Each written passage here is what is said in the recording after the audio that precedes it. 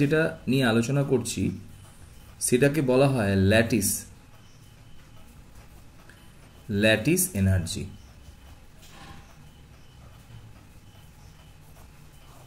Lattice energy. তো প্রথমে একটা কথা বলি, ল্যাটিস এনার্জি কি এটা জানতে গেলে ফার্স্টে আমাকে সংজ্ঞাটা জানতে হবে। ল্যাটিস এনার্জির সংজ্ঞাটা ফার্স্টে জানবো, ঠিক আছে? প্রথমে ল্যাটিস এনার্জির সংজ্ঞাটা যেটা বলছি ভালো করে বুঝে নে একদম। ব্যাপারটার মধ্যে ল্যাটিস এনার্জির মধ্যে কিন্তু কিছুটা আমাদের পর্যায় সারণী পিরিয়ডিক টেবিলের কিন্তু কনসেপ্ট আছে, সেগুলো তো আমরা বুঝতেই পারছি। তো পিরিয়ডিক টেবিলগুলো পরে হবে, একটু একটু বলবো মাধ্যমিকের কিছু বেস, আর এখন কিছু বলবো, সেগুলো নিয়ে তোরা আশা করি বুঝে যাবি। অসুবিধা হলে আমাকে বলতে পারিস। প্রথম কথা বলছি, ভালো করে শোন কিন্তু কথাটা। বলছে অ্যামাউন্ট অফ হিট, বা আমরা ফার্স্টে বাংলায় বলে নিই আগে যে গ্যাসীয়, ভালো করে আমি লিখে দিলাম, হ্যাঁ, গ্যাসীয় অবস্থায় থাকা ক্যাটায়ন ও অ্যানায়ন। গ্যাসীয় অবস্থায় থাকা ক্যাটায়ন ও অ্যানায়ন থেকে এক মোল বা এক অণু লেখা যাবে না। কেন? কি লিখতে হবে? 1 গ্রাম। ফর্মুলা ভরের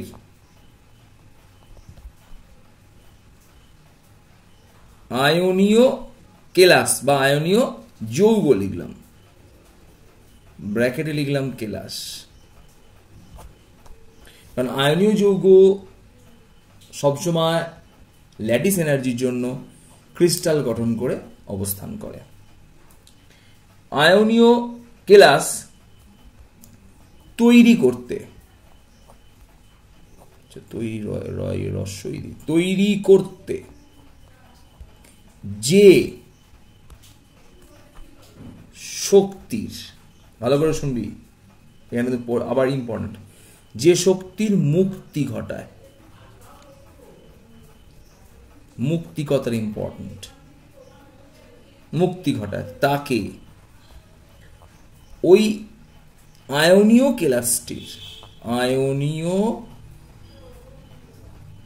কেলাসটির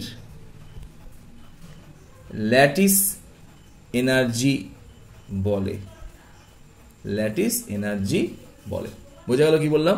বুঝতে পারলাম না? এটা হচ্ছে, আমরা একটু বুঝিয়ে দিই যে অ্যামাউন্ট অফ হিট,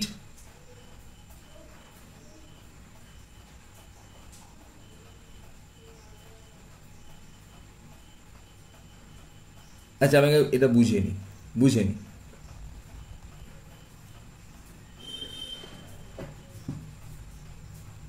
তাহলে কি দাঁড়ালো? ধরে নি আমি একটা পটাশিয়াম এলিমেন্ট নিলাম, সেটা, আর তার সঙ্গে নিলাম ক্লোরিন। ভালো করে শুনবি, এরা পরস্পর যুক্ত হয়ে কি উৎপন্ন করলো? KCl। ভালো করে শুনবি, পটাশিয়াম প্লাস কি অবস্থায় ছিল? গ্যাসিয়াস স্টেটে ছিল। ক্লোরিন মাইনাস কি অবস্থায় ছিল? গ্যাসিয়াস স্টেটে ছিল। দুজনেই কিন্তু গ্যাসিয়াস স্টেটে ছিল। ভালো করে বুঝছি, দুটোই আয়ন ছিল। এরা কিন্তু ইলেকট্রন কনফিগারেশনের উপর ভিত্তি করে স্টেবল। এরা পরস্পর যুক্ত হয়ে যখন KCl নামক ল্যাটিস গঠন করলো, আয়নিক ল্যাটিস ফর্ম করলো, অর্থাৎ এটা কিন্তু অবশ্যই সলিড স্টেটে থাকবে। লক্ষ্য কর, এদের থেকেও, এটা আগে আমরা ব্যাখ্যা করেছিলাম, KCl যখন গঠিত হচ্ছে তার এনার্জি লেভেল আরো কম। এদের থেকে এর এনার্জি লেভেল আরো কম বলে সবসময় আয়নগুলো চাইবে পরস্পরের সাথে যুক্ত করে অপেক্ষাকৃত লোয়েস্ট পোটেনশিয়াল এনার্জিতে যেতে, যার জন্য এরা অপেক্ষাকৃত সলিড কেসিএল গঠন করার মাধ্যমে আরো বেশি স্টেবল হবে, আরো এনার্জি, আরো পোটেনশিয়াল এনার্জি কমিয়ে নেবে, ডিক্রিজ করে ফেলবে, এবং এক্সট্রা এনার্জিটা কি করবে, যেটা কমালো সেটাই কি করবে, রিলিজ করবে। ধরে নি এদের যদি এখানে এনার্জি থাকে 10, এর যদি এনার্জি 5 হয়, তাহলে দুদিকটা সমান করতে হবে, তাহলে বাকি এনার্জি কি হবে, বাকি এনার্জি, যে এনার্জিটা এরা রিলিজ করে সেই এনার্জিটাকেই আমরা বলবো ল্যাটিস এনার্জি। অর্থাৎ যখন কোনো গ্যাসিয়াস ক্যাটায়ন এবং গ্যাসিয়াস অ্যানায়ন, এটা কিন্তু অবভিয়াসলি গ্যাসিয়াস স্টেটে থাকতে হবে, এটা বলা কিন্তু বাঞ্ছনীয়। যখন এরা পরস্পর যুক্ত হয়ে 1 মোল, কথাটা লিখবো না, কি লিখবো, 1 গ্রাম ফর্মুলা ওয়েট, 1 গ্রাম ফর্মুলা ওয়েট পরিমাণ কেসিএল, বা এটাকে আমরা সাধারণভাবে বুঝতে না পারলে আমরা 1 মোল বলি। কিন্তু যেহেতু আয়নিক কম্পাউন্ডকে মোল হিসাবে প্রকাশ করা যায় না, তাহলে যখন গ্যাসিয়াস ক্যাটায়ন এবং গ্যাসিয়াস অ্যানায়ন পরস্পরের সঙ্গে বিক্রিয়া করে সলিড 1 গ্রাম ফর্মুলা যুক্ত কোনো কম্পাউন্ড, আয়নিক কম্পাউন্ড বা আয়নিক কম্পাউন্ডের কেলাস তৈরি করে, সেই সময় যে পরিমাণ শক্তি রিলিজ হয়,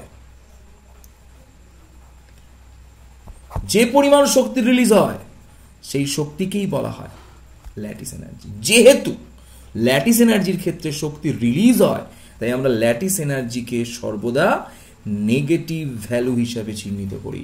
তাহলে এনার্জি দিতে হলে তাকে পজিটিভ ভাবা হয়, এনার্জি রিলিজ হলে এনার্জি কমে, ভালো করে বুঝবো, এনার্জি দিলে এনার্জি বাড়ে, তাই পজিটিভ, এনার্জি রিলিজ হলে, এনার্জি বেরিয়ে গেলে এনার্জি কমে, তাই তাকে নেগেটিভ ভাবা হয়েছে। কারণটা কিন্তু বুঝিয়ে দিলাম, এনার্জির নেগেটিভ পজিটিভের কনসেপ্টটা বুঝিয়ে দিলাম। তাহলে আমরা বুঝে গেলাম ল্যাটিস এনার্জি কাকে বলে, amount of heat release when 1 gram formula weight of ionic compound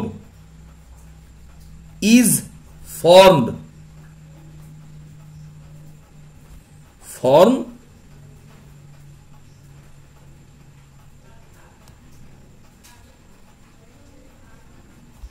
gaseous cation and anion. These released energy called lattice energy. তাহলে আমরা এই সংজ্ঞাটাকে খুব ভালো করে কিন্তু মুখস্থ করে নেব। কি বললাম বোঝাতে পারলাম? এর মধ্যে কিন্তু গোটা ব্যাপারটা আছে। এখানে দুটো কি পয়েন্ট, আবার আমি কি পয়েন্ট দুটোকে নোট করছি। গ্যাসীয় অবস্থায় থাকা ক্যাটায়ন অ্যানায়ন এবং 1 গ্রাম ফর্মুলা ভরের আয়নীয় যৌগ গঠন করতে হবে, যে পরিমাণ শক্তির মুক্তি ঘটাবে। 3টে পয়েন্টস এখানে আছে। ক্লিয়ার হয়ে গেল? তাকে ল্যাটিস এনার্জি বলে। এবার একটা প্রশ্ন বলি, ল্যাটিস এনার্জি নির্ণয় করার জন্য ডাইরেক্ট কোনো মেথড কিন্তু নেই, অর্থাৎ সরাসরি কোনো প্রক্রিয়ার মাধ্যমে দ্বারা কিন্তু এই ল্যাটিস এনার্জি নির্ণয় করা যায় না। দেখা গেছে বর্নল্যান্ড মেথড বলে একটা মেথড আছে, বর্নল্যান্ড মেথড।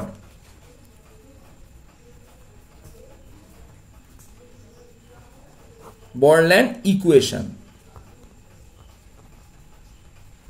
বর্নল্যান্ড ইকুয়েশনটা আমি তোরা বই থেকে করে নিবি, আমি আর এটার ব্যাখ্যা করলাম না। বর্নল্যান্ড ইকুয়েশনের মাধ্যমে একটা মোটামুটি মান পাওয়া যায়, যে মানটা তাত্ত্বিক মান একটা পাওয়া যায়, কিন্তু প্রকৃতপক্ষে যে মানটা আমরা বাস্তবে পাই তার সঙ্গে এই মানের কিছুটা পার্থক্য আছে। তাই আমরা ল্যাটিস এনার্জি নির্ণয়ের একটা নতুন ইনডাইরেক্ট মেথড চুজ করলাম, যার নাম হলো বর্ন হেবার সাইকেল।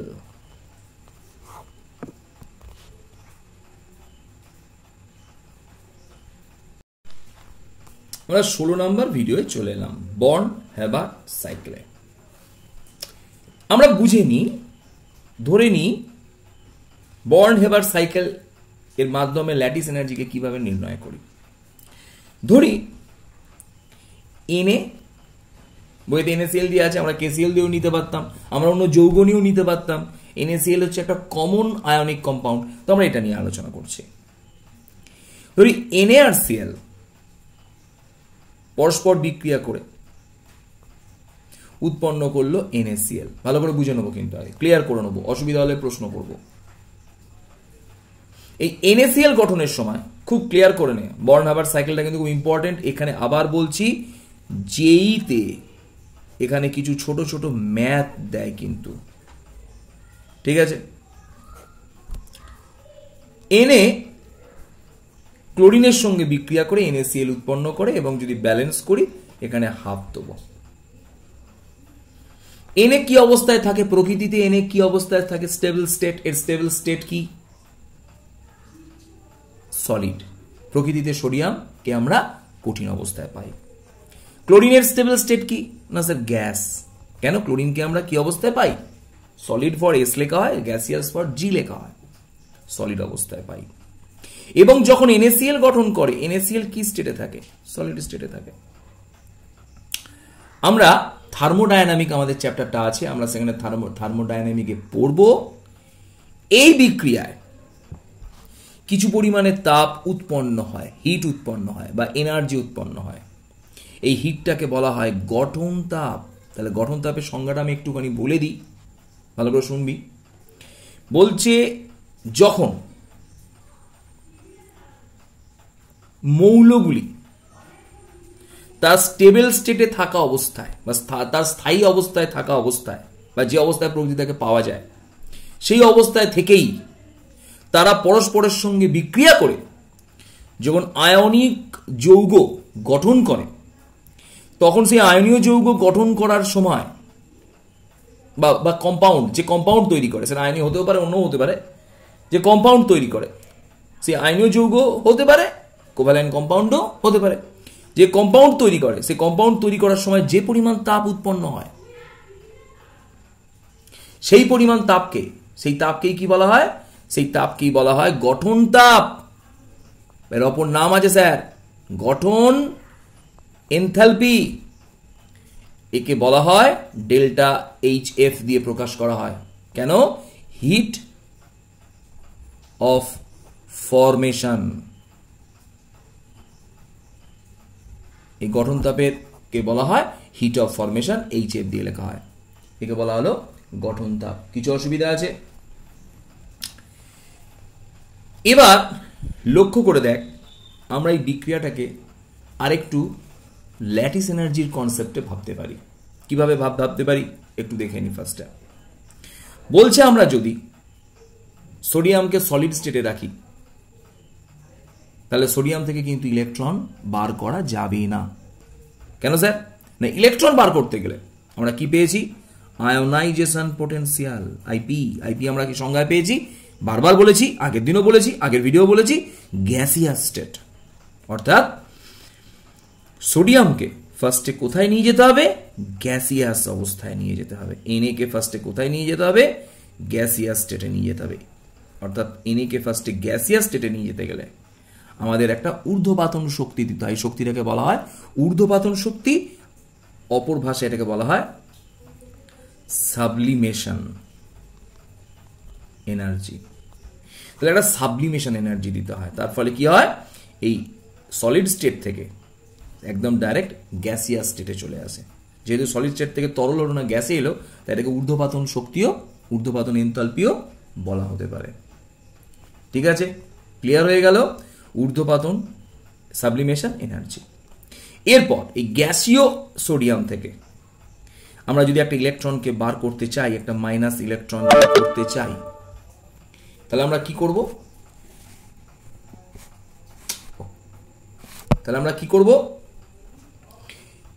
এখানে একটা শক্তি দেবো, যে শক্তিটাকে বলা হয় আইপি, আয়োনাইজেশন পোটেনশিয়াল। দিলে কি হবে?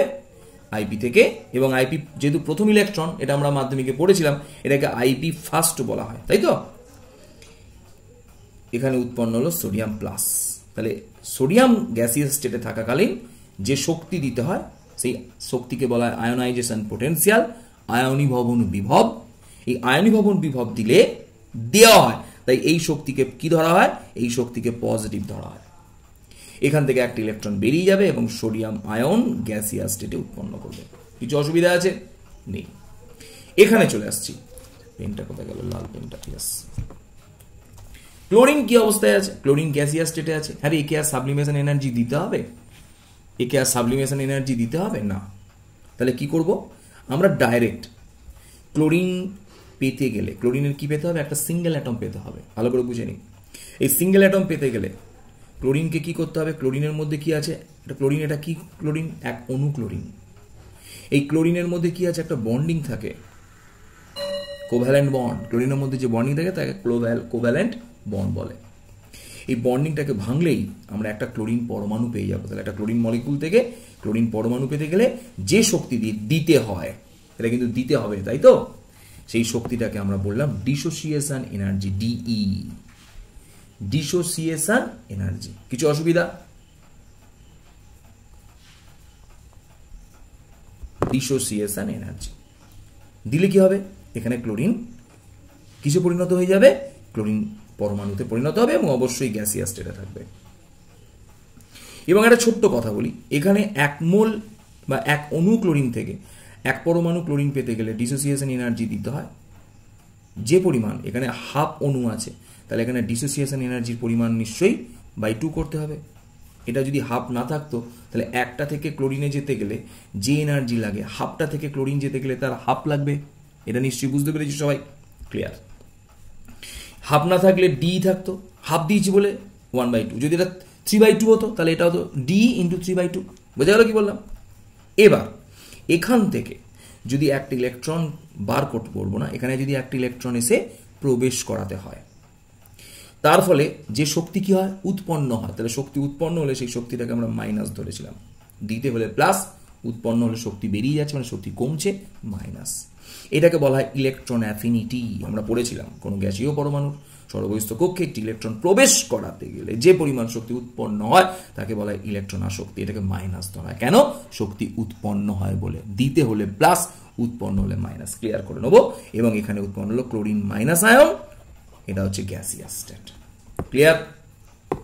এবার বলছে ল্যাটিস এনার্জির যে আমরা সূত্রটা, লটা পেয়েছি, সংজ্ঞাটা পেয়েছি, সংজ্ঞা থেকে কি জানি না? গ্যাসিয়াস ক্যাটায়ন এবং অ্যানায়ন পরস্পরের সাথে যুক্ত হয়ে, গ্যাসিয়াস ক্যাটায়ন এবং অ্যানায়ন দুজন পরস্পর যুক্ত হয়ে যে সলিড আয়নিক ক্রিস্টাল তৈরি করে, গ্লাস তৈরি করে, সেই সময় যে পরিমাণ শক্তি উৎপন্ন হয়, আবার বলছি উৎপন্ন মানে শক্তির স্টেবিলিটি হয়, শক্তি কমে যায়, তাই একে আবার আমরা মাইনাস দিলাম। যে পরিমাণ শক্তি উৎপন্ন হয় সেই এনার্জিটাকে আমরা বলি ল্যাটিস এনার্জি, এলই। ক্লিয়ার হয়ে গেল? তাহলে এবার ল্যাটিস এনার্জিকে কিভাবে ভাবা হলো? মাইনাস দিয়ে ভাবা হলো। কিছু অসুবিধা নেই, এটা বোঝা গেল। বিজ্ঞানী হেস এর একটা ল আছে, হেস ল বলছে, হেস লটা বলি একবার। বলছে তোর জীবনে আনন্দ, ফুর্তি, সুখ এটা লিমিটেড। তুমি সেটাকে ধর 5 কিলো, ভালো করে বুঝিয়ে দিচ্ছি, এটা আমার হেস ল, এটা আমার প্রিন্সিপাল, তো এটা একদম হেসের সাথে সমান। তোমার সারা জীবনে 5 কিলো আনন্দ, ফুর্তি ওপরওয়ালা তোমাকে দিয়ে দিয়েছে। তুমি সেটাকে 15 বছর 16 বছরের মধ্যেও শেষ করে দিতে পারো, আবার তুমি এটাকে 15-16 বছর অবধি রেখে দিয়ে ভালো করে নিজের কেরিয়ার গুছিয়ে নিয়ে 18-20 বছরের পর থেকে তুমি এটাকে ইউজ করতে পারো সারা জীবন ধরে। সেটা তুমি ডিপেন্ড করবে তুমি সেটা কখন করতে চাইছো। অর্থাৎ আমি এটাকে এক স্টেপেও খরচা করে দিতে পারি, আবার এটা আমি ধীরে ধীরে ধীরে ধীরে ধীরে ধীরেও খরচা করতে পারি, কিন্তু মোট পরিমাণ সমান। এটা কিন্তু প্রত্যেকটা মানুষের ক্ষেত্রে ঠিক, জানিস তো? ঠিক একইভাবে আমি বোঝাই। হেস ল কি বলছে? বলছে কোনো বিক্রিয়া, ভালো করে শুনবি, এটা আমরা থার্মোডাইনামিক্সে পড়বো, কিন্তু কোনো বিক্রিয়া একটি ধাপেও হতে পারে বা একাধিক ধাপে সংগঠিত হলে। আমি খুব ভালো করে লিখছি না সময় বাঁচানোর জন্য। তাহলে কোনো বিক্রিয়া একটি ধাপে বা একাধিক ধাপে যদি সংগঠিত হয়, সেক্ষেত্রে একাধিক ধাপে সংঘটিত বিক্রিয়াটিতে উৎপন্ন মোট তাপ। ক্লিয়ার? একাধিক ধাপে সংঘটিত হয় এবং একাধিক ধাপে সংঘটিত হলে উৎপন্ন মোট তাপ বা মোট তাপের সমষ্টি একটি ধাপে সম্পন্ন তাপের সহিত, আমি কিন্তু ভাষাটা মিলিয়ে নিলাম, একটি ধাপে সম্পন্ন তাপের সহিত সমান হবে। অর্থাৎ একাধিক ধাপে যে পরিমাণ তাপ উৎপন্ন হয় তার সমষ্টি একটি ধাপে সম্পন্ন তাপের সহিত পরস্পর সমান হয়ে যাবে। এটা হেস ল বলেছিল। ক্লিয়ার? তা আমরা যদি এইভাবে এটাকে ইউজ করি, তো আমরা এই যদি ভিডিওটাতে চলে আসি, লক্ষ্য করে দেখ, এই যে প্রথমে যে একটা ধাপে বিক্রিয়াটা ঘটেছে, এই বিক্রিয়াটাকে কি বলা হয়? HF, মানে হিট অফ ফরমেশন। ক্লিয়ার? এটাতে কিছু করার অসুবিধা নেই। তাহলে আমরা যদি এটাকে এইভাবে কাজে লাগাই যে delta of HF, hit of formation H, তাহলে বিক্রিয়াটা এটা এক ধাপে ঘটেছে। ক্লিয়ার? এই বিক্রিয়াটা কিসে ঘটেছে? এক ধাপে। আর এই বিক্রিয়াগুলো কি ঘটেছে? অনেকগুলো ধাপে। এর প্রথমে আছে সোডিয়াম, শেষে আছে সোডিয়াম ক্লোরিন, শেষে আছে NaCl। এই ধাপগুলোর প্রথমে আছে সোডিয়াম ক্লোরিন, শেষে আছে NaCl, শুধু পথটা আলাদা। লক্ষ্য করে দেখ, একটু ভেবে দেখ, বুঝে দেখ, তাহলে বুঝতে পারবে। তাহলে এই প্রথমটা গঠন তাপটা একটা ধাপ, আর বাকি ল্যাটিস এনার্জি যেটা তৈরি হয়েছে সেই ধাপটা অনেকগুলো ধাপ। এই ধাপে কি কি হয়েছে? প্রত্যেকটা ধাপে ধাপে একটা করে শক্তি হয় মুক্তি নালে গৃহীত হয়েছে। আমরা এইটাকে সমান করব, হেস রুল অনুসারে সমান করব। তো সমান করছি, HF ইকুয়াল টু লিখছি। ফার্স্টে কি পেয়েছি? সোডিয়ামের কি পেয়েছি? Sublimation energy. এই সাবলিমেশন এনার্জিটাকে আমরা SE দিয়েও লিখতে পারি, সাবলিমেশন এনার্জি। ফার্স্ট সাবলিমেশন এনার্জিটা কি? তাপ দিতে হয়েছে না উৎপন্ন হয়েছে? দিতে হয়েছে, তাহলে সাবলিমেশন এনার্জি পজিটিভ। তারপর সোডিয়াম থেকে IP, যখন সোডিয়াম প্লাস হয়েছে, এখানে শক্তি দিতে হয়েছে না শক্তি উৎপন্ন হয়েছে? না স্যার, শক্তি দিতে হয়েছে, তাহলে এটাও প্লাস IP। ক্লিয়ার? এবার এখান থেকে এটা ছেড়ে দিলাম, আবার এখানে চলে আসি। ক্লোরিন এর বন্ডিংটাকে ভাঙতে ডিসোসিয়েশন এনার্জি স্যার দিতে হয়েছে না উৎপন্ন হয়েছে? না স্যার, দিতে হয়েছে, তাহলে এটাও প্লাস, ডিসোসিয়েশন এনার্জি DE লিখলাম।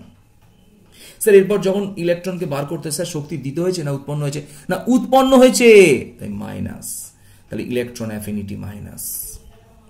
হ্যাঁ, এবার এখানে একটা ভুল করেছি স্যার, ডিটা প্লাস বাই 2 করতে হবে স্যার? হ্যাঁ, করতে হবে। প্লাস এখানে যখন এরা পরস্পর যুক্ত হয়ে আলটিমেট এই অবধি দুটো করেছি। এবার ক্যাটায়ন এবং গ্যাসিয়াস অ্যানায়ন পরস্পর যুক্ত হয়ে যখন ক্যাটায়ন আয়নিক কম্পাউন্ড গঠন করবে, তখন সেখানে যে শক্তিটা উৎপন্ন হবে সেটা স্যার ল্যাটিস এনার্জি। তাহলে সেখানে শক্তি উৎপন্ন হয়েছে, শক্তি কমেছে, উৎপন্ন মানে বেরিয়ে গেছে স্যার, কমে গেছে। আমার দেহে যদি তাপ উৎপন্ন হয়, আমার দেহের তাপ কি হয়ে যাবে? কমে যাবে। তাহলে স্যার ল্যাটিস এনার্জি এখানে কি ধরছি স্যার? Minus lattice energy. এইগুলোকে সমান করে দেবো, তাহলে আমরা এখান থেকে কি পেয়ে যাব? ল্যাটিস এনার্জিটা পেয়ে যাবো। প্লাস মাইনাস করলে ল্যাটিস এনার্জি পেয়ে যাবো। তাহলে এইভাবে বর্ন হ্যাবার্ট সাইকেলের সাহায্যে আমরা ল্যাটিস এনার্জি নির্ণয় করতে পারবো। কিন্তু এখানে একটা রুলস আছে, আমরা এটা অঙ্কের রুলস সবাই জানি, তবু একবার বলছি, যেইতে বা ভালো ভালো প্রশ্ন এলে কিরকম দেয় একটুখানি বলে দিই। এখানে প্রত্যেকটাকে আমরা এককটাকে আমরা কিলোজুল পার মোল হিসাবে করেছি। অনেক সময় এটাকে ইলেকট্রন ভোল্ট পার মোল এককে দিয়ে দেয়, তখন ইলেকট্রন ভোল্ট থেকে কিলোজুলে ট্রান্সফার করতে হবে। কারণ আমরা জানি কোনো সমীকরণে বা কোনো ম্যাথের ক্ষেত্রে কোনো সমীকরণের প্রত্যেকটা রাশিকে একটা একই পদ্ধতিতে এককে নিয়ে আসতে হয়। এই এককে নিয়ে আসারই কোনো ফ্যাক্টর নয়। তাহলে আমাদের যদি এইটা বলে দেয়, এটা বলে দেয়, এটা বলে দেয়, এটা বলে দেয়, এটা বলে দেয়, এটা বার করা যাবে। ক্লিয়ার হয়ে গেল? কি বললাম, কিভাবে অঙ্কগুলো করতে হবে বুঝতে পারা গেল? তো আমরা যদি তোদের একটা করতে দিই যে এইভাবে তুই আমাকে যেমনভাবে আমি দেখালাম, তুই ইকুয়েশনটা আমাকে তৈরি করে দেখা, তোরা করতে পারবি? দেখ, চেষ্টা কর, আটকালে আমি বলে দেবো। খুব সোজা দিলাম, ম্যাগনেসিয়াম ক্লোরাইড যখন ফর্মেশন হবে, এই ল্যাটিস এনার্জি কি করে বার করব? এক, আর ম্যাগনেসিয়াম আরেকটা সোজা দিলাম, ম্যাগনেসিয়াম অক্সাইড এর ক্ষেত্রে যখন আমরা ল্যাটিস এনার্জি বার করব, দুটোর ক্ষেত্রে বর্ন হ্যাবার সাইকেল এর সাহায্যে এগুলোকে ব্যাখ্যা করে দেখাতে হবে। তোরা ব্যাখ্যা করে আমাকে দেখা যে কিভাবে করব। ক্লিয়ার? এবং এখানে একটা কথা বারবার বলছি, IP এবং EA ইলেকট্রন অ্যাফিনিটি, এই দুটোর মধ্যে কারোর যদি কোনো প্রবলেম থাকে মাধ্যমিকে, তাহলে কিন্তু এখানে গিয়ে আটকে যাবি। এরপর আমি পরের ভিডিওটা বাড়ালাম না, পরের ভিডিওতে আমি ম্যাথ কীরকমভাবে করতে হয় সেটা আমি শেখাবো। ক্লিয়ার হয়ে গেল? তো একটুখানি বলে দিই আমরা ল্যাটিস এনার্জির সাহায্যে কি করতে পারি। ল্যাটিস এনার্জির আমরা গুরুত্বগুলো একটুখানি বলে দিচ্ছি। তো ল্যাটিস এনার্জির মান, ল্যাটিস এনার্জিটা আগেও বলেছি, আবার বলছি, ল্যাটিস এনার্জির মান যত বেশি হবে, কেলাসটি, ল্যাটিসটি মানে কেলাসটি, ল্যাটিস মানে কেলাস, হ্যাঁ, কেলাসটি তত স্থায়ী হবে। ক্লিয়ার? এবং 2, ল্যাটিস এনার্জির মান যত বেশি হবে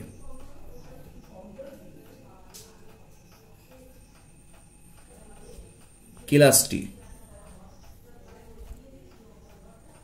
বেশ দৃঢ় হবে, মানে কঠিন হবে, এবং এমপি বেশি হবে।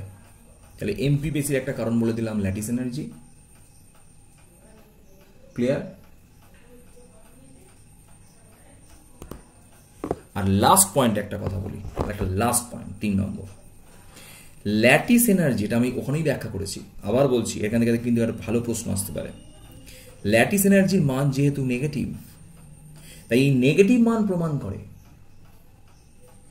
আয়নগুলো অপেক্ষা, আয়ন অপেক্ষা উৎপন্ন,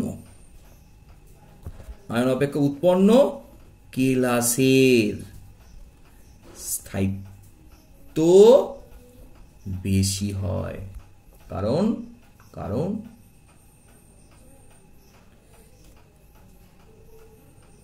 আয়নগুলি অপেক্ষা উৎপন্ন কেলাসের পোটেনশিয়াল এনার্জি মিনিমাম হবে। আর তাই মাইনাস চিহ্ন এটা কি প্রকাশ করে? তাহলে পোটেনশিয়াল এনার্জি যত মিনিমাম হবে সেই কেলাসটির স্থায়িত্ব তত বেশি হবে। তাই দেখা গেল যেহেতু ল্যাটিস এনার্জি এক প্রকার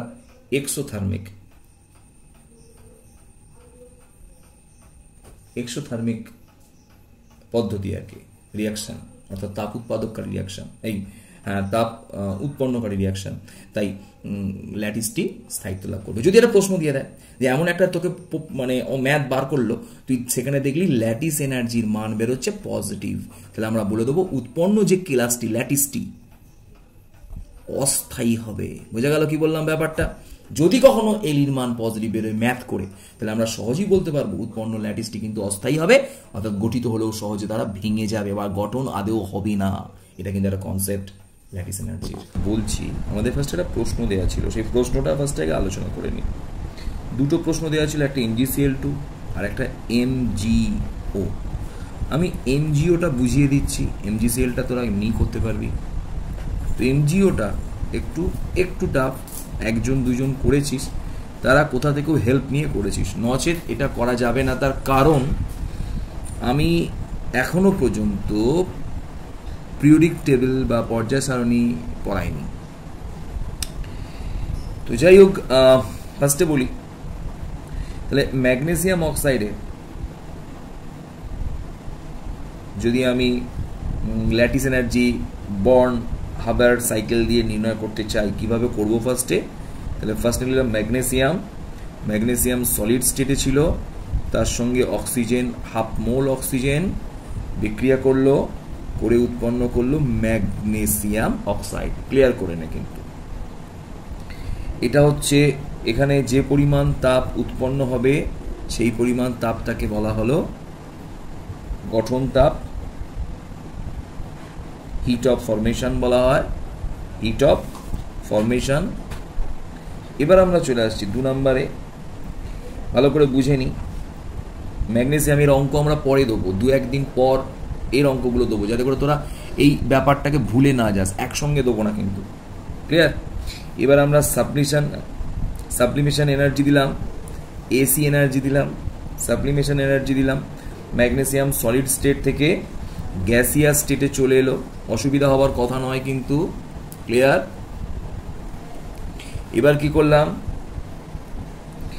এই ম্যাগনেসিয়ামকে যে সাবলিমেশন এনার্জিটা যেহেতু দিতে হলো, অবশ্যই পজিটিভ, পাশে লিখে রাখলাম।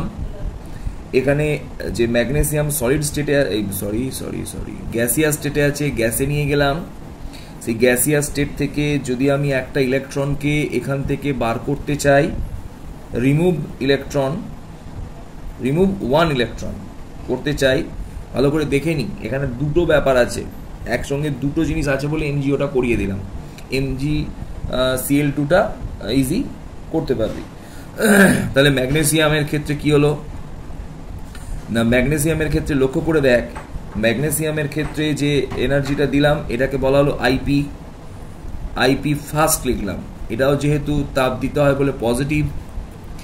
ম্যাগনেসিয়াম একটা ইলেকট্রন বেরিয়ে যাওয়ার পর ম্যাগনেসিয়াম কোন স্টেটে যায়, ম্যাগনেসিয়াম প্লাস।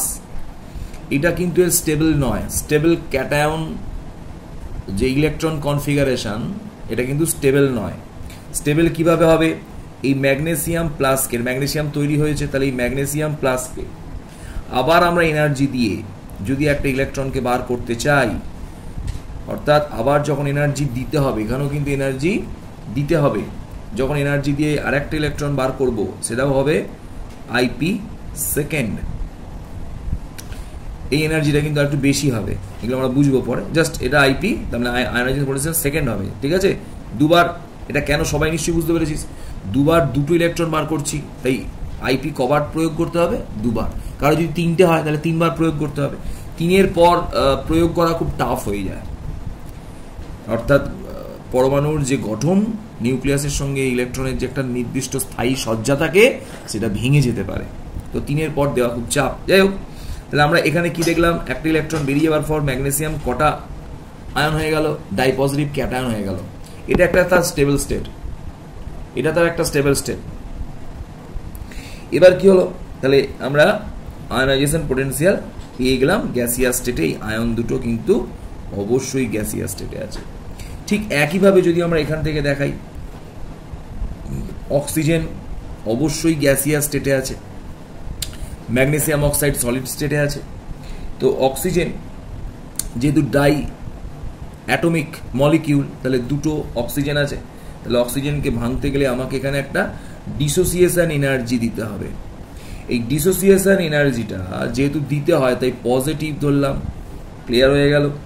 দিয়ে সেখান থেকে কি তৈরি হলো, ডিসোসিয়েশন এনার্জি দেওয়ার ফলে কি তৈরি হলো, ডিসোসিয়েশন এনার্জি দেওয়ার ফলে তৈরি হলো অক্সিজেন মলিকিউল, এবং এটা অবশ্যই গ্যাসিয়াস স্টেটে থাকবে। অক্সিজেন অ্যাটম তৈরি হলো, ভুল বললাম, অক্সিজেন অ্যাটম, এটা মলিকিউল ছিল, এটা অ্যাটম তৈরি। তো এবার প্রশ্ন আসতে পারে, তাহলে এখানে দেখা গেল, এটা আমরা আগের মতো করেই বুঝবো, যে এখানে ক্লোরিন যখন ছিল ঠিক একইভাবে, তাই তো, যে অক্সিজেনের 1 মোলের জন্য লাগলো এই ডিসোসিয়েশন এনার্জি, তাহলে হাফ মোলের জন্য কত ডিসোসিয়েশন এনার্জি লাগবে, /2, কিছু অসুবিধা নেই।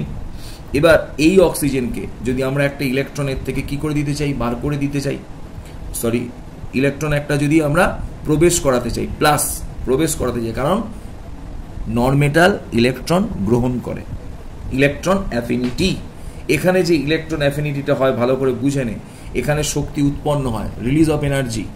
তাহলে এনার্জির আমরা সিম্বলকে কি দিয়ে লিখবো, চিহ্নকে মাইনাস দিয়ে লিখবো। তাহলে প্রথমে লিখলাম -a। এইবার খেলাটা শুরু হলো, যেটা মেন প্রবলেম, যেটা অনেকে একজন দুজন করেছিস, না জেনে কিন্তু করতে পারবি না। আবার বলছি, ক্লিয়ার করে নে। অবশ্যই এটা গ্যাসিয়াস স্টেটে আছে, এটা এর কিন্তু স্টেবল ইলেকট্রন কনফিগারেশন নয়। তাই এখানে আর একটা ইলেকট্রন প্রবেশ করবে, ইলেকট্রন প্রবেশ এইভাবে দেখায়, আর একটা ইলেকট্রনকে প্রবেশ করাতে হবে। যখনই আর একটা ইলেকট্রনকে প্রবেশ করাতে যাব, অক্সিজেনের এই নেগেটিভ আয়ন, এই ইলেকট্রনের নেগেটিভ আয়ন পরস্পর রিপালসান করবে। এই পরস্পর রিপালসানের ফলে, ভালো করে বুঝে নে, এখানে যে শক্তিটা উৎপন্ন হচ্ছিল সেটা আর উৎপন্ন হবে না। আমাকে বাইরে থেকে রিপালসানকে ওভারকাম করার জন্য আমাকে বাইরে থেকে এক্সট্রা ফোর্স প্রয়োগ করতে হবে। তাই এখানে এই মোনো নেগেটিভ যে ক্যাটায়নটা তৈরি হয়েছে, সেখানে যদি আরেকটা ইলেকট্রন প্রবেশ করিয়ে আমরা অক্সিজেন 2- আয়ন তৈরি করতে চাই, ভালো করে বুঝে নে। এখানে যে পরিমাণ শক্তি দিতে হচ্ছে, যেহেতু শক্তি দিতে হচ্ছে, তাই এটাকে ধরলাম পজিটিভ। এটা প্রচন্ড ইম্পর্টেন্ট। তাহলে সেকেন্ড আমরা পড়বো, অবশ্যই মাধ্যমিকেও পড়েছিলাম, যে সেকেন্ড ইলেকট্রন অ্যাফিনিটিকে বিপরীত চিহ্ন দিয়ে ভাবা হয়, বিপরীত। আমরা এটা প্লাস দিয়ে বুঝেছিলাম, এটা মাইনাস করেছিলাম। ক্লিয়ার?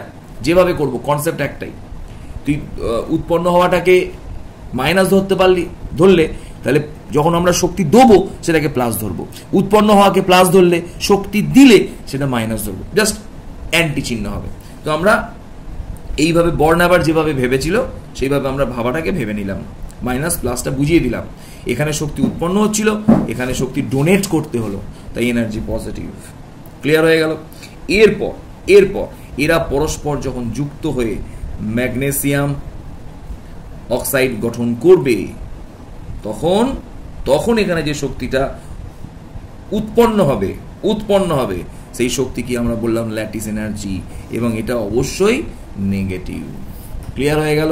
তাহলে ম্যাগনেসিয়াম এবং অক্সিজেন এরা পরস্পর গ্যাসিয়াস স্টেট থেকে গ্যাসিয়াস আয়নগুলি যখন যুক্ত হয়ে সলিড ল্যাটিস তৈরি করবে ম্যাগনেসিয়াম অক্সাইডের, তখন যে শক্তি উৎপন্ন হবে সেই শক্তিটাকে বলা হবে ল্যাটিস এনার্জি। এবং এখানে শক্তি উৎপন্ন হওয়ার কারণ কিন্তু বুঝিয়ে দিয়েছিলাম।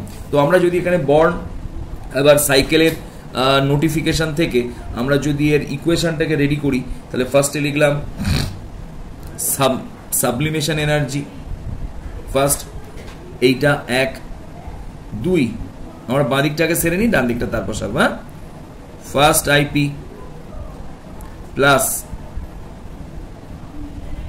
সেকেন্ড আইপি, এটা দুটো হলো, কোনো জায়গায় মিস করলে বলবি কিন্তু, হ্যাঁ যেটা স্যার মিস হয়ে গেছে, ঠিক আছে। সেকেন্ড আইপি হয়ে গেল, আচ্ছা, প্লাস এই লাইনে চলে এলাম, dissociation energy D/2 plus minus EA plus EA. Clear? কিছু অসুবিধা নেই।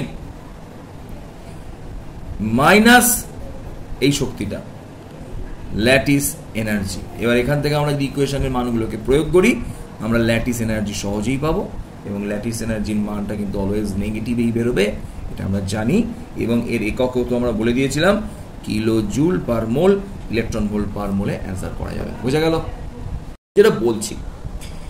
তো আমরা যখন গঠন তাপ, বাংলায় বলে দিয়েছিলাম গঠন তাপ নির্ণয় করছি, তখন ডেল্টা এইচএফ দিয়ে নির্ণয় করব, heat of formation, enthalpy of formation. Clear? যদি এখানে বিক্রিয়াটি তাপ উৎপাদক হয়, ঠিক আছে, এক্সোথার্মিক বলা হয়, তাপ উৎপাদক বিক্রিয়াকে বলা হয় এক্সোথার্মিক।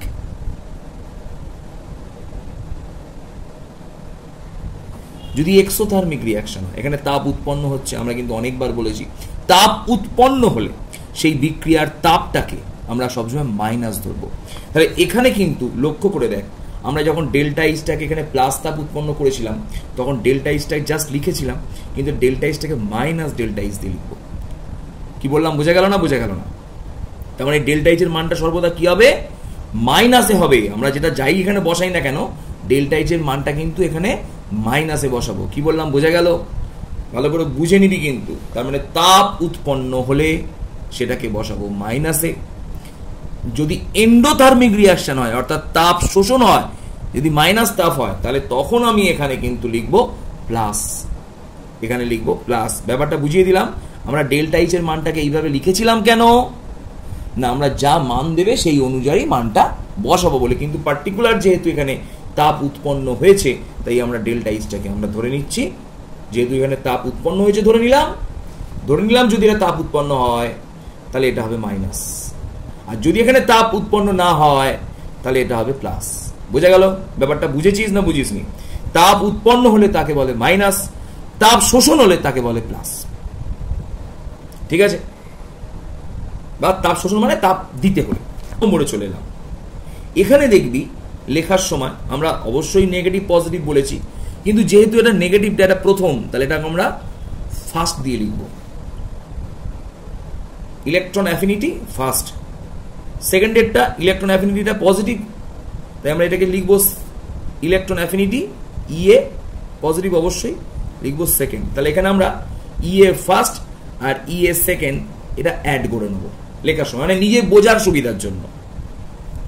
ক্লিয়ার হয়ে গেল? তাহলে আমরা বোঝাতে পারলাম ব্যাপারটা, প্লাস মাইনাস ব্যাপারটা ক্লিয়ার। তাপ উৎপন্ন হলে মাইনাস, তাপ শোষণ হলে প্লাস। আমরা এখানে অডিও করে দেখাচ্ছি, এই ভিডিও করে দেখাচ্ছি, তোরা স্ক্রিনশট করে নিতে পারিস। এটা ফার্স্ট ম্যাথ। এই ম্যাথের ল্যাটিস এনার্জি বার করতে বলেছে সোডিয়ামের, এই সোডিয়াম ক্লোরাইডের। হাতটা সরিয়ে নিলাম, স্ক্রিনশট করে নে। এবং এইভাবে ডাটাগুলো দেওয়া রয়েছে, প্লাস মাইনাসগুলো নিশ্চয়ই বুঝতে পারা যাচ্ছে, ঠিক আছে? তার মানে এখানে মাইনাস, এনথালপিটা মাইনাস, মানে এখানে তাপ উৎপন্ন হয়েছে, ডেল্টা এইচ এর জায়গায়, এইচ এফ এর জায়গায় মাইনাস বসবে। আমরা দ্বিতীয় অঙ্কে চলে আসছি। এটা হাতটা সরিয়ে নিলাম স্ক্রিনশট করার জন্য। ডাটাগুলো সব দেয়া রয়েছে।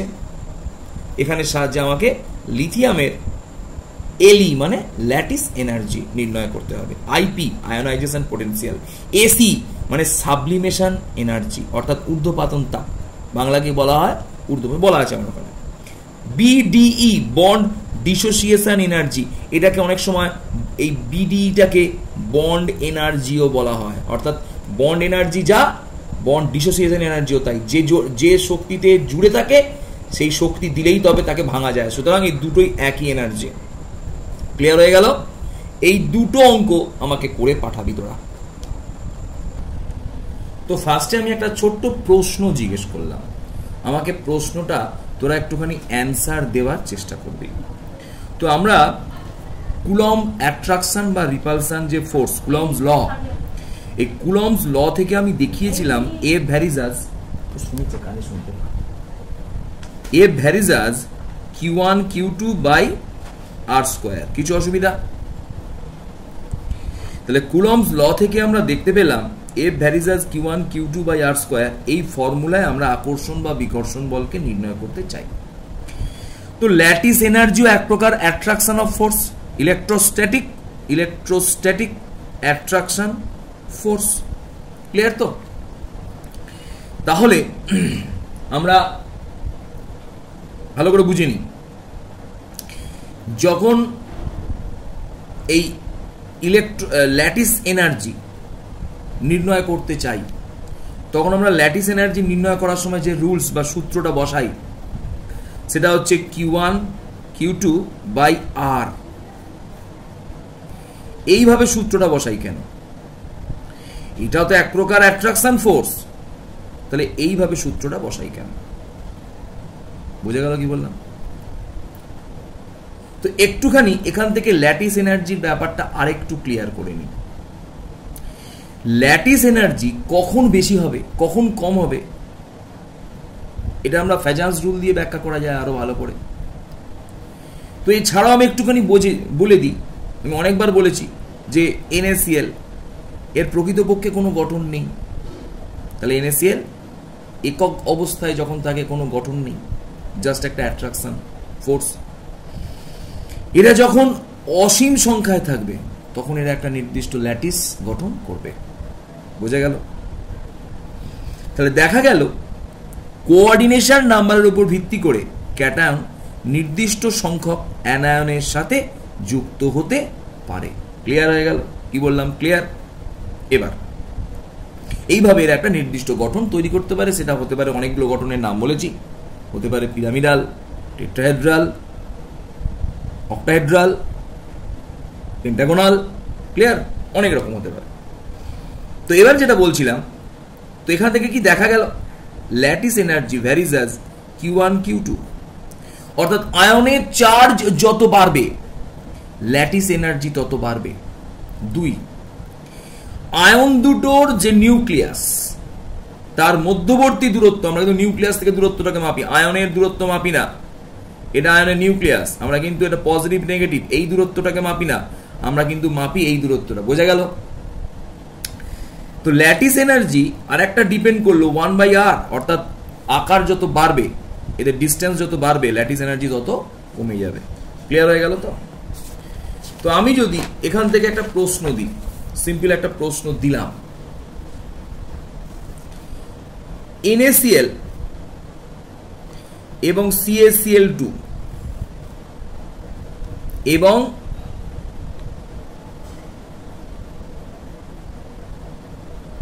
এদের মধ্যে কার ল্যাটিস এনার্জি বেশি? NaF MgO এদের মধ্যে দু জোড়া দিলাম প্রশ্ন, কার ল্যাটিস এনার্জি বেশি, তাহলে 2 নম্বর প্রশ্ন পেলাম, এটা একটা তার আগে একটা। ক্লিয়ার?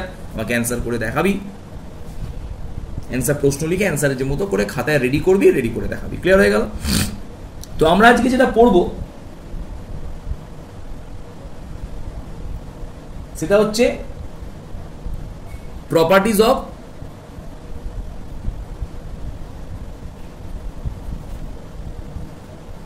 Ionic compound. হ্যাঁ,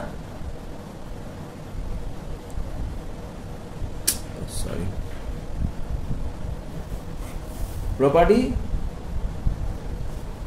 প্রপার্টিজ লিখে, হ্যাঁ প্রপার্টিজ করে দে, TIES করে দে, প্রপার্টিজ অফ আয়নিক কম্পাউন্ড। তাহলে এটা কি হলো স্যার? আয়নীয় যৌগের ধর্ম। আমরা আজকে ধর্ম নিয়ে আলোচনা করব। কি নিয়ে আলোচনা করছি? ধর্ম। ফার্স্ট 1 নম্বর ধর্ম বলতে গেলে প্রথমেই তার অবস্থা বলতে হয় ভৌত অবস্থা। এটাই ফার্স্ট, বইতেও ফার্স্ট এটাই থাকে, ভৌত অবস্থা। তো আয়নীয় যৌগরা কি রকমের ভৌত অবস্থা বা ফিজিক্যাল প্রপার্টিজ তৈরি করে, বা ফিজিক্যাল স্টেট তৈরি করে। ফিজিক্যাল প্রপার্টি বলবো না, ফিজিক্যাল অবস্থা, স্টেট বলবো। কিরকম ফিজিক্যাল স্টেট তৈরি করে সেটা আগে দেখতে হবে ফার্স্ট আমাদের, ভালো করে বুঝবি। বলছে আয়নীয় যৌগের মধ্যে আয়নগুলো, এটা পজিটিভ এটা নেগেটিভ, এত দৃঢ় বলে, অ্যাট্রাকশন ফোর্সটা এত বেশি যে এরা পরস্পরের সাথে এত দৃঢ় বল দিয়ে যুক্ত থাকে, যার ফলে আয়নগুলোর মধ্যবর্তী দূরত্ব, ডিস্টেন্স কম হয়ে যায়, মধ্যবর্তী দূরত্ব কম হয়ে যায়। এবং আমরা জানি কি, আয়ন বা অণু বা পরমাণুর মধ্যে দূরত্ব যত কমতে থাকে সেটা আস্তে আস্তে কঠিন অবস্থার দিকে যেতে থাকে, সলিড স্টেট। ফলে সাধারণত আয়নীয় যৌগগুলো সবাই প্রায় সলিড স্টেটে অবস্থান করে। বোঝা গেল? তাহলে আয়নীয় যৌগগুলো সবাই সলিড স্টেট তৈরি করে। ওই জন্য আমরা দেখেছি NaCl থেকে আরম্ভ করে সবাই সলিড স্টেট তৈরি করে, তাই তো? ঠিক একভাবে দ্বিতীয় রুলসে চলে গেলাম, 2 নম্বর রুলসে চলে গেলাম। 2 নম্বর রুলস হচ্ছে এদের boiling point, melting point. Boiling point are melting point আমি বইয়ের মতো করে পরপর করাচ্ছি। বইয়ে ফার্স্ট এটাই আছে, সেকেন্ডে বয়েলিং পয়েন্ট, মেল্টিং পয়েন্ট আছে, সেইভাবেই পরপর করেই যাচ্ছে। তো কেন না, এর পরেই এর কিন্তু প্রায়োরিটিটা, আমি এটা করাচ্ছি এই কারণেই, আমি হ্যাপাজারও করাতে পারতাম, কিন্তু এর প্রায়োরিটি এটার বেশি এরপরেই, বয়েলিং পয়েন্ট, মেল্টিং পয়েন্ট, কারণ এর সঙ্গে রিলেশন আছে। Boiling point, melting point depend করে অণুগুলোর মধ্যে ডিস্টেন্সের উপরে। এই অণুগুলোর মধ্যে যদি ডিস্টেন্স, দূরত্ব খুব কম হয়, এদের মধ্যে অ্যাট্রাকশন ফোর্স খুব কি হয়ে যাবে? বেশি হবে। তাহলে অণুগুলোর মধ্যে দূরত্ব যদি, আয়নগুলোর মধ্যে দূরত্ব যদি খুব কম হয়, তাহলে এদের মধ্যে অ্যাট্রাকশন ফোর্স বেশি হবে। তাহলে এরা দৃঢ় বল দ্বারা পরস্পরের সঙ্গে কি থাকবে? যুক্ত অবস্থায় থাকবে, এদের চট করে ছাড়ানো যাবে না। তাই ছাড়াতে গেলে বেশি পরিমাণে কি করতে হবে? বেশি পরিমাণে বল বা শক্তি প্রয়োগ করতে হবে, এনার্জি দিতে হবে। এই এনার্জিটাই আমরা এখানে হিট এনার্জি রূপে দিই। তাই দেখা যায় বেশি পরিমাণ তাপ দিলে তবেই অণুগুলোর মধ্যে ডিস্টেন্স বাড়তে থাকে, আকর্ষণ বল কমতে থাকে, এবং যার ফলে এরা আস্তে আস্তে গলে যায়, তারপর ফুটতে থাকে। তাই আয়নীয় যৌগগুলোর বন্ড ডিস্টেন্স কম, এবং আয়নগুলির, আয়নীয় যৌগগুলো নয়, আয়নীয় যৌগের মধ্যে আয়নগুলির বন্ড ডিস্টেন্স কম, এবং খুব স্ট্রং বলে এরা পরস্পরের সঙ্গে যুক্ত থাকায় এই বন্ডকে ছিন্ন করতে বেশি শক্তি দিতে হয়, তাই এখানে বেশি হিট দিতে হয়। তাই এখানে মেল্টিং পয়েন্ট এবং বয়েলিং পয়েন্ট, গলনাঙ্ক এবং স্ফুটনাঙ্ক খুব বেশি। ক্লিয়ার হয়ে গেল? এর পরেই আছে বন্ধনের অভিমুখে চলে যাই। বইতে বন্ধনের অভিমুখ দেওয়া আছে। ক্লিয়ার? বন্ধনের অভিমুখে চলে গেল।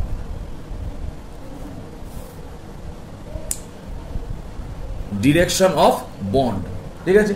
বন্ধনের অভিমুখ, তাই তো?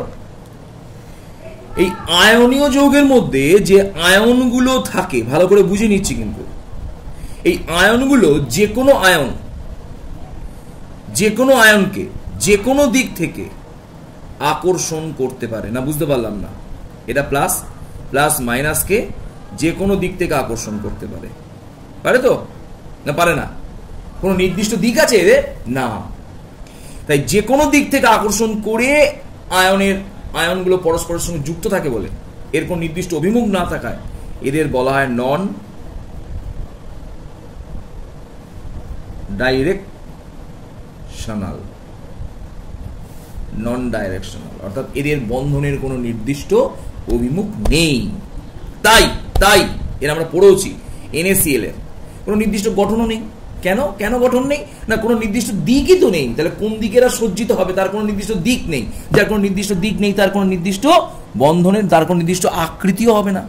তাই আমরা একটা যদি মলিকিউল, যদি এটাকে মলিকিউল বলা যায় না, যদি ধরে নিই মলিকিউল, তাহলে এই একটা মলিকিউলের ক্ষেত্রে কোনো নির্দিষ্ট আকারও আমরা পাই না। এর আকার তখনই পাবো যখন এরা পরস্পরের সঙ্গে ল্যাটিস গঠন করে যুক্ত হয়ে একটা নির্দিষ্ট ক্রিস্টাল তৈরি করবে। তাহলে নির্দিষ্ট বন্ধনের কোনো অভিমুখ কোভ্যালেন্ট বন্ড মানে সমযোজী বন্ধনের মতো নেই, নির্দিষ্ট কোনো অভিমুখ নেই।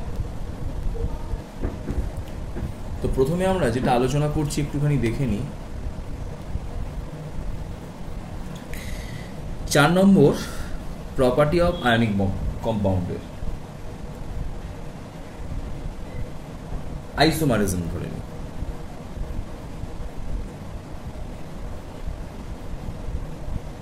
আইসোমারিজম মানে কি? মানে সমবয়বতা। এটা আমরা 10-তে অর্গানিক যে কম্পাউন্ড বা অর্গানিকের যে পার্টটা ছিল আমাদের জৈব রসায়নের অর্গানিক কেমিস্ট্রি, তাতে পড়েছিলাম, মনে আছে তো নিশ্চয়ই। তো সমবয়বতা যে সমস্ত যৌগগুলো দেখায় তারা সবাই কিন্তু অর্গানিক কম্পাউন্ড, বা তাদের অপর নাম হচ্ছে কোভ্যালেন্ট কম্পাউন্ড। অর্গানিক কম্পাউন্ডরা প্রায় সবাই সমবয়বতা দেখায় বা কোভ্যালেন্ট কম্পাউন্ড। তো আয়নিক কম্পাউন্ড, ইলেকট্রোভ্যালেন্ট কম্পাউন্ড কিন্তু কোনো প্রকার সমবয়বতা ধর্ম দেখায় না। তার কারণ কি? কারণ দেখায় না, তার কারণ এদের কোনো হ্যাভ নো ডাইরেকশন, এদের কোনো বন্ধন, অভিমুখ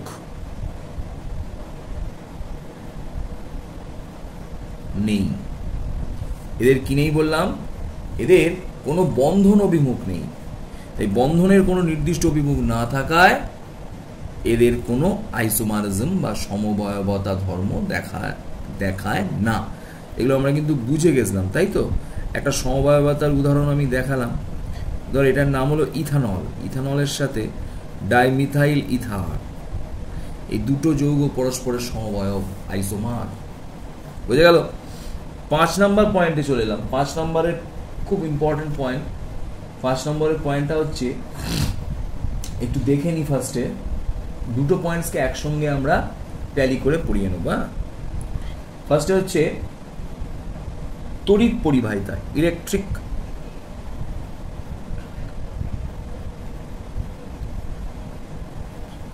কন্ডাক্টিভিটি,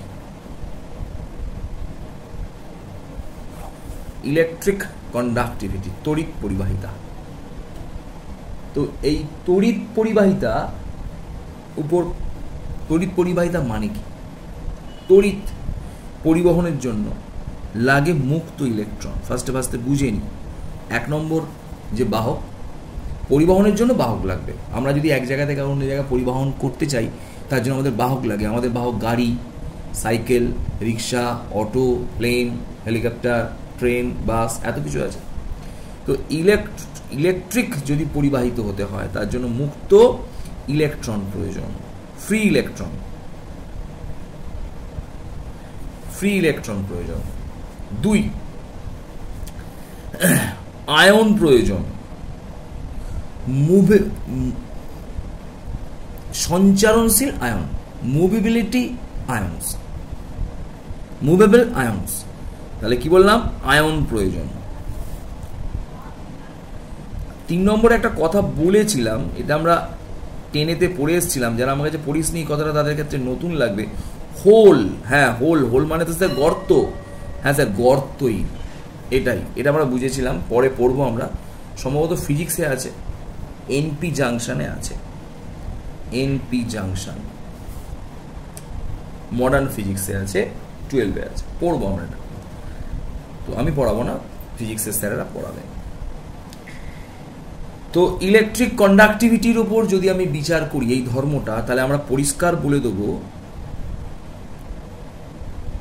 যদি সলিড আয়নীয় যৌগ, একটু আগে আমরা পড়েছি, আয়নীয় যৌগ যারা, ভালো করে বল আমাকে, 1 নম্বরের এটাতে কি পেয়েছিলাম, তারা সবাই কঠিন ছিল, সলিড স্টেট কি ছিল, সলিড।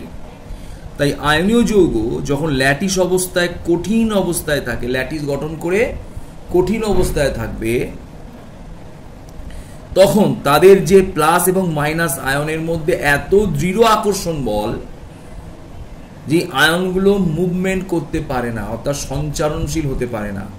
তার জন্য আয়ন সঞ্চারণশীল না হওয়ায় বা আয়নগুলি পরস্পর থেকে বিচ্ছিন্ন না হওয়ায়, ভালো করে শুনে নে, কারণটা বলে দিলাম, না হওয়ায় এরা তড়িৎ পরিবহন করে না। কি লিখলাম, তড়িৎ পরিবহন করে না। খুব ক্লিয়ার করে দিলাম, বুঝে বুঝে শুনে শুনে বোর্ডওয়ার্কের মতো রেডি করে ফেল খাতাটা, নোট তৈরি করলেই কিন্তু লাভ, নাহলে লাভ নেই, বারবার বলছি। এবার কিন্তু এই আয়নীয় যৌগগুলোকে নির্দিষ্ট দ্রাবকে, সলভেন্ট, তাই তো, দ্রাবকে দ্রবীভূত করলে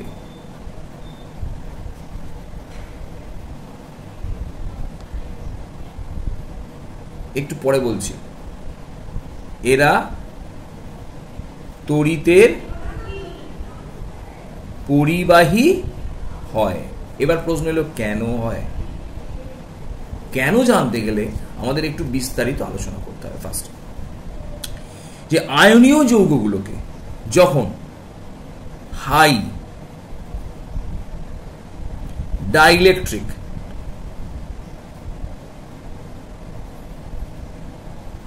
কনস্ট্যান্ট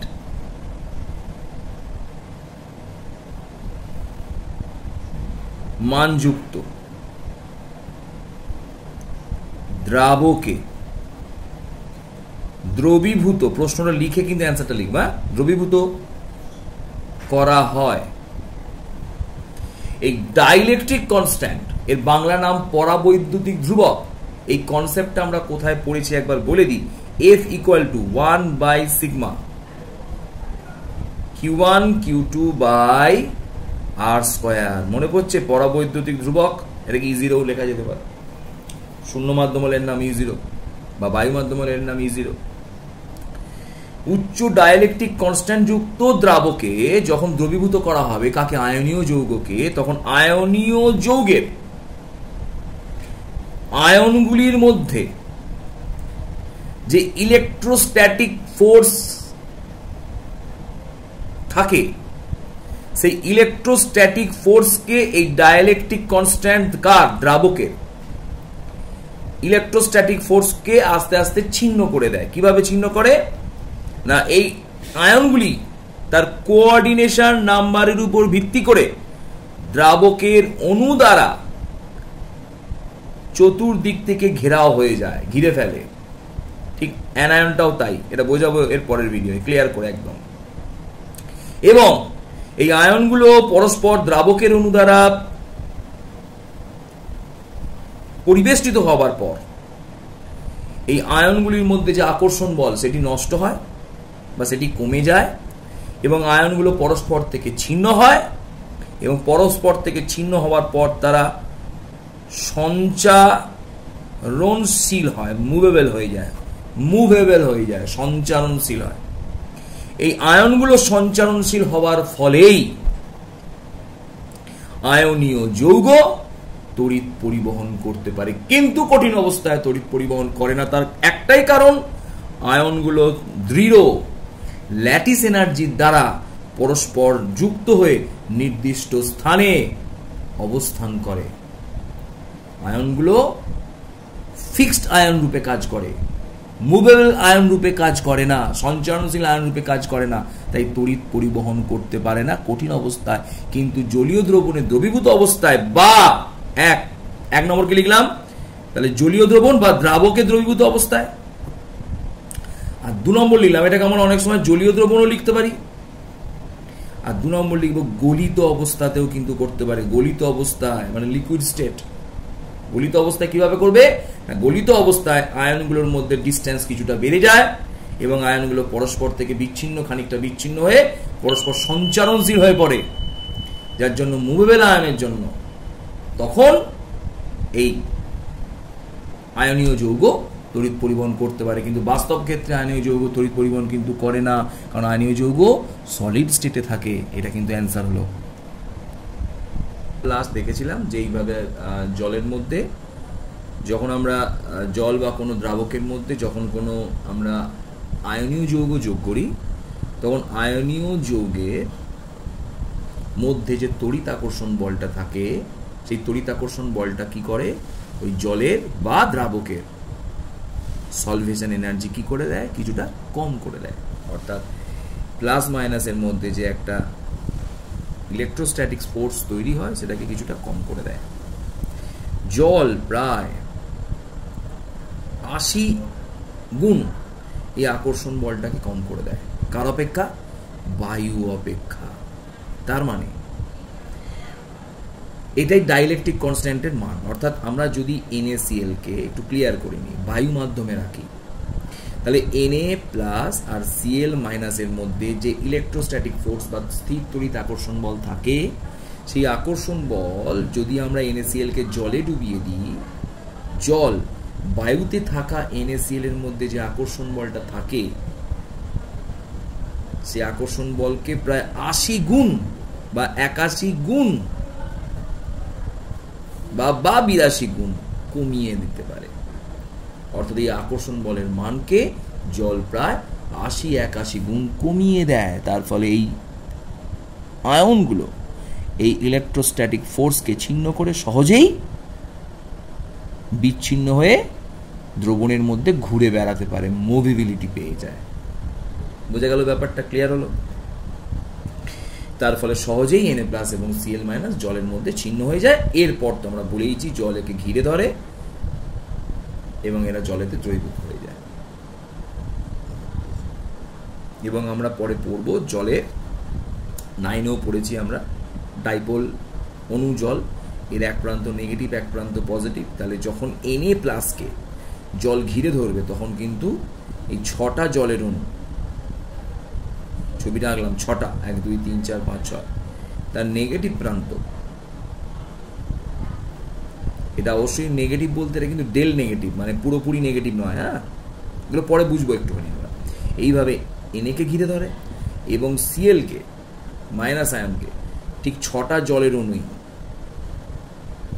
চতুর্দিক থেকে 1 2 3 4 5 6 পজিটিভ প্রান্ত দিয়ে, জলের যে ডেল পজিটিভ প্রান্ত, সেই প্রান্ত দিয়ে পরস্পর ঘিরে ধরে। এইভাবে এরা পরস্পর থেকে NaCl বিচ্ছিন্ন হয়ে যায় এবং আগে আমরা বলেছিলাম এরা তড়িৎ পরিবহন করতে পারে, এইভাবে এরা জলে দ্রবীভূত হতে পারে। ঠিক আছে? তো এখানে প্রশ্ন আসতে পারে যে NaCl তো জলে দ্রবীভূত হলো, NaCl বেনজিনে কেন দ্রবীভূত হয় না? NaCl বেনজিনে কেন দ্রবীভূত হয় না? NaCl বেনজিনে কেন দ্রবীভূত হয় না? তা NaCl জলে দ্রবীভূত হয়, তার কারণ হলো জলের হাইড্রেশন এনথলপি বা সলভেশন এনার্জি NaCl এর ল্যাটিস এনার্জি থেকে বেশি হয়। এইভাবে Na প্লাস ও Cl মাইনাসকে জল ছিন্ন করতে পারে। কিন্তু বেনজিনে এই ডাইলেকট্রিক কনস্ট্যান্টের মান খুব কম, 2.7 সামথিং। তাই বেনজিন NaCl এর এই ল্যাটিস এনার্জিকে ছিন্ন করতে পারে না, ফলে বেনজিন NaCl কে দ্রবীভূত করতে পারে না। তো এবার প্রশ্ন হলো আমরা এরপর যেটা লাস্ট টপিকে চলে এলাম, আর একটা বাকি আছে। তো আইসোমরফিজম প্রচন্ড ইম্পর্টেন্ট, স্টার দিয়ে লিখবো। আইসোমরফিজম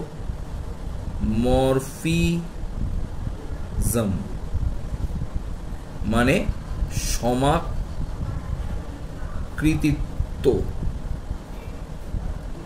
সমাকৃতের তয় তয় না, শুধু তয় বয় করে রাখবে, সমাকৃতিত্ব আইসোমরফিজম।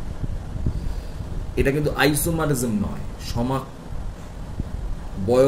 সমাবয়বতা নয়, সমাকৃতিত্ব। সমাকৃতিত্ব কি না, যখন 1 নম্বর পয়েন্ট দিয়ে বলছি, সমাকৃতিত্ব হতে গেলে কি কি হতে হবে।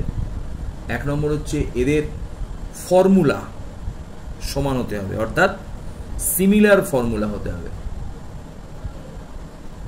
ফর্মুলা হতে হবে,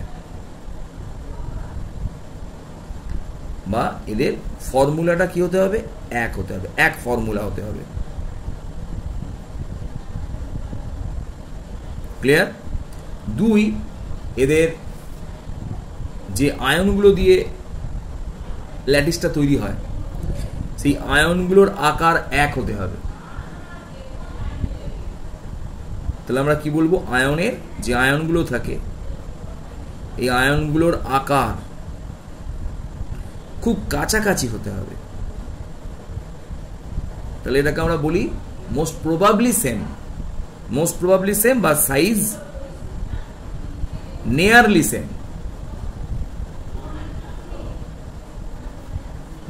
সেম হতে হবে। 2 নম্বর পয়েন্ট। 3 নম্বর পয়েন্ট, যে আয়নগুলো উৎপন্ন হবে, অর্থাৎ সেটাকে ক্যাটায়নই হোক বা অ্যানায়নই হোক, এদের ইলেকট্রন কনফিগারেশন, ইলেকট্রন বিন্যাস, ইলেকট্রন কনফিগারেশন সেম হতে হবে। ইলেকট্রন কনফিগারেশনটা সেম হতে হবে, ইলেকট্রন বিন্যাস এক হতে হবে। এই যদি রুলস ফলো করে, তাহলে সেই সমস্ত আয়নীয় কম্পাউন্ড, আয়নীয় যৌগগুলো পরস্পরের আইসোমরফিজম দেখাবে। এবং 4 নম্বর পয়েন্টস একটা লিখে রাখি, এদের ল্যাটিসের যে 3D স্ট্রাকচার, অর্থাৎ ল্যাটিসের যে ত্রিমাত্রিক গঠন, সেটাও প্রায় সেম হবে। তাহলে ল্যাটিসের 3D স্ট্রাকচার মোটামুটি সেম হতে হবে, ঠিক আছে? সেম হবে, এইগুলো ফুলফিল করলে তার আইসোমরফিজম হবে এবং ল্যাটিসের 3D স্ট্রাকচার সেম হবে। তো আমরা উদাহরণ কিছু দেখে নিই। যেমন উদাহরণে ফার্স্টে চলে এলাম, সোডিয়াম ফ্লোরাইডের সাথে MgO। প্রথমেই বলি এরা কেন আইসোমরফিজম দেখাবে, দুটোই ইলেকট্রোভ্যালেন্ট কম্পাউন্ড, এরা কেন আইসোমরফিজম দেখাবে? ফার্স্ট, এরা যে আয়ন গঠন করবে Na+, F-, Mg2+, O2-। অনেকের মনে হতে পারে স্যার এরা তো আয়ন আলাদা আলাদা গঠন করছে, তাহলে কি এরা ল্যাটিস দেখাবে? কারণ ল্যাটিসের রুলে আমি কোথাও আয়নের চার্জ উল্লেখ করিনি। লক্ষ্য করে দেখি, সোডিয়ামের পরই ম্যাগনেসিয়াম, অর্থাৎ সোডিয়াম এবং ম্যাগনেসিয়াম দুটো অ্যাটমই পর্যায় সারণীর পরপর অবস্থান করে। একজন 1 নম্বর গ্রুপ আর একজন 2 নম্বর গ্রুপে অবস্থান করে, 2 নম্বর শ্রেণীতে অবস্থান করে। ঠিক লক্ষ্য করে দেখ, অক্সিজেন অবস্থান করে 16 নম্বর শ্রেণী, ফ্লোরিন অবস্থান করে 17 নম্বর শ্রেণী। তাই এরা পাশাপাশি গ্রুপ বা শ্রেণীতে অবস্থান করার জন্য এদের সাইজের খুব একটা বেশি পার্থক্য নেই। ফার্স্ট, এদের ফর্মুলা প্রায় এক, Na(N1), F1, Mg1, O1, formula এক। আয়নের আকার কাছাকাছি। ক্যাটায়ন এবং অ্যানায়নের ইলেকট্রন কনফিগারেশন সেম, দুজনেরই ইলেকট্রন কনফিগারেশন দেখে নি, আমরা ভেঙে নিচ্ছি। 2, 8, অর্থাৎ 1s2, 2s2, 2p6, সবারই ইলেকট্রন কনফিগারেশন এটা। এবং ফ্লোরিনেরও লক্ষ্য করে দেখ, 2, 8, ইলেকট্রন কনফিগারেশন সেম। তাহলে ফ্লোরিন অক্সিজেনের ইলেকট্রন কনফিগারেশন সেম, সোডিয়াম ম্যাগনেসিয়ামের ইলেকট্রন কনফিগারেশন সেম, তাহলে এরা পরস্পরের কিন্তু আইসোমরফিজম দেখাবে। এছাড়াও দেখে একটু অন্যরকম লাগবে, এরা কিন্তু পরস্পরের আইসোমরফিজম দেখাবে। এদের গঠন এক, কিন্তু ক্যালসিয়াম একটা পটাশিয়াম দুটো, অনেক সময় এটা ভ্যাবাচাকা লাগে। এরাও কিন্তু পরস্পরের আইসোমরফিজম দেখাবে। ক্লিয়ার হয়ে গেল? এইভাবে আমরা অনেক যৌগ আছে যাদের আইসোমরফিজম ব্যাখ্যা করতে পারবো। বোঝা গেল? আচ্ছা, আমরা 22 নম্বর ভিডিও চলে এলাম। আমাদের একটা প্রশ্ন দেওয়া ছিল যে ক্যালসিয়াম ক্লোরাইড এবং সম্ভবত ছিল NaCl, এই দুজনের মধ্যে কার ল্যাটিস এনার্জি বেশি? তো প্রথমে আমি একটা কথা বলে দিই, ল্যাটিস এনার্জি নির্ভর করে দুটো ঘটনার উপরে, যেটা আমরা আলোচনা করেছিলাম।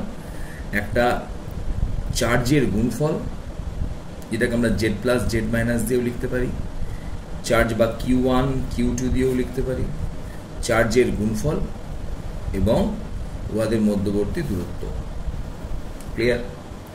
তাহলে এরা সমানুপাতিক আর এর ব্যস্তানুপাতিক।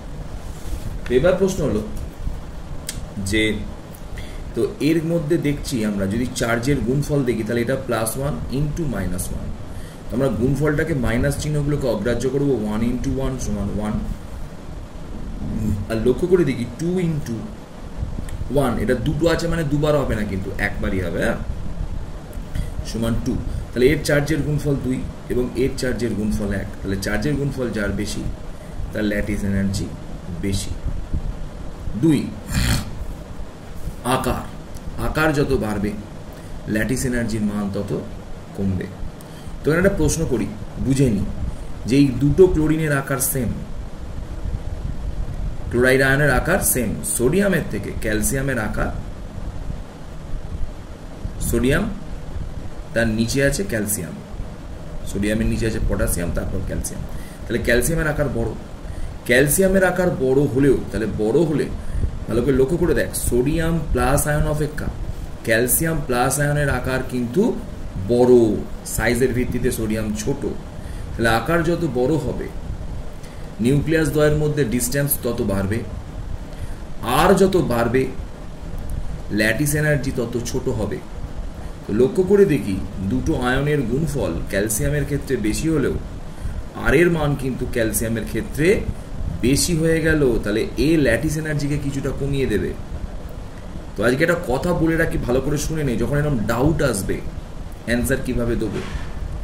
আয়নীয় চার্জকে প্রেফারেন্স বেশি দেবো, কারণ আয়নীয় চার্জ এখানে 2 এখানে 1, অর্থাৎ এর দ্বিগুণ। কিন্তু সোডিয়াম অপেক্ষা ক্যালসিয়ামের আকার কিন্তু দ্বিগুণ নয়।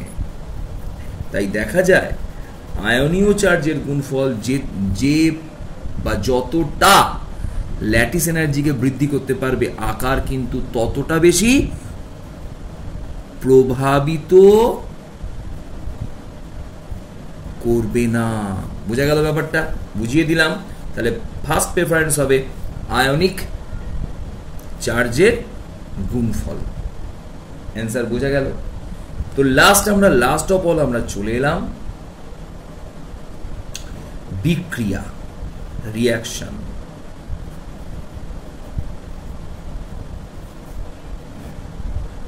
বিক্রিয়াতে চলে এলাম। আয়ন বা বিক্রিয়ার রেট অফ রিয়াকশন করে দিয়া, রেট অফ রিয়াকশন, বিক্রিয়ার হার, তাই তো? তো দেখা গেল আয়নীয় চার্জের গুণফল, আয়নীয় চার্জের গুণফল, সরি ভুল বলছি, যেহেতু আয়নীয় যৌগগুলো আয়ন উৎপাদনের মাধ্যমে বিক্রিয়া ঘটায়, আয়ন উৎপাদন বা উৎপন্ন করার মাধ্যমে বিক্রিয়া ঘটায়, এবং বিক্রিয়ায় যেহেতু কেবল আয়ন অংশগ্রহণ করে, তাই এই বিক্রিয়ায় আয়নগুলো যেহেতু বিক্রিয়ার সময় আয়ন কিন্তু সঞ্চারণশীল হয়, এই সঞ্চারণশীল আয়নগুলো যেহেতু পরস্পরের সঙ্গে যুক্ত হয়ে বিক্রিয়া করে, তাই এই বিক্রিয়ার হার অত্যন্ত বেশি। এবং এবং ভালো করে বুঝে নি, বিক্রিয়ার হার অত্যন্ত বেশি, এবং যেহেতু বিক্রিয়ার হার অত্যন্ত বেশি তাই ইহা একমুখী। ভালো করে কথাটা বোঝা গেল? অর্থাৎ কেউ যদি আস্তে আস্তে করে হাঁটে তাহলে সে দাঁড়াতে পারে এবং ব্যাকে যেতে পারে, কিন্তু কেউ যদি দৌড় প্রতিযোগিতায় প্রচন্ড জোরে ছুটে যায় সে কিন্তু লাইনে এসে থামতে পারে না, সে লাইন ভেদ করেও আরো কিছুটা ছুটে চলে যায়। অর্থাৎ যেহেতু বিক্রিয়ার হার অত্যন্ত বেশি তাই বিক্রিয়াটি সর্বদা একমুখী, এবং এই বিক্রিয়ার হার সাধারণত সমযোজী যৌগের বিক্রিয়ার মতো নির্ণয় করা যায় না। ঠিক আছে, নন মেজারেবল বা নন ক্যালকুলেটেবল। কেন না, এই বিক্রিয়ার গতিবেগ এত বেশি যে এই বিক্রিয়া সম্পন্ন হতে প্রায়